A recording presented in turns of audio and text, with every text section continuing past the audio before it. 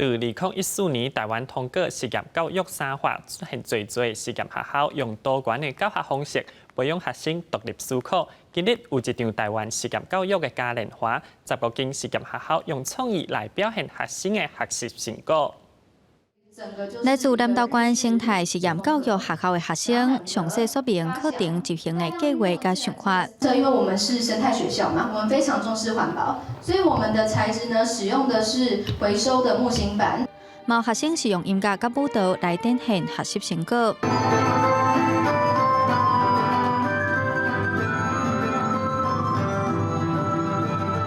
2020台灣實驗教育嘉年華學習成果分享會，繼續邀請10個間學校來參與展覽，為各校啊加高中攏有跳脫傳統教學模式嘅實驗教育，強調讓學生實際參與體驗，將經驗轉化做知識。在上課的時候，老師會跟我們介紹這些植物。那這些植物可以用來做什麼？這些植物其實可以來泡茶。加上他是親自去操作。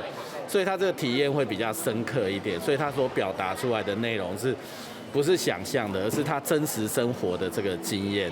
台灣實驗教育3法在2014年通過，這幾年的時間接受實驗教育學生愈來愈多，主辦單位透過成果分享、論壇等等的討論，希望大眾通更加了解實驗教育的推動加實施成效。實驗教育主要是問囡仔的需要，問未來的需要。 唔是大人的需要，加迄個課程的需要，所以這是完全的無同，啊嘛較適合迄個實際世界需要。正大實驗教育推動中心計劃主持人鄭東亮嘛講，實驗教育唔是咧帶流行爾，是咧創造未來。中心希望建立溝通的平台，提供國內實驗教育相關單位和教育工作者有互相交流的機會，讓這陣台灣的教育生態更加豐富多元。記者楊淑靜、林曉凱台北報道。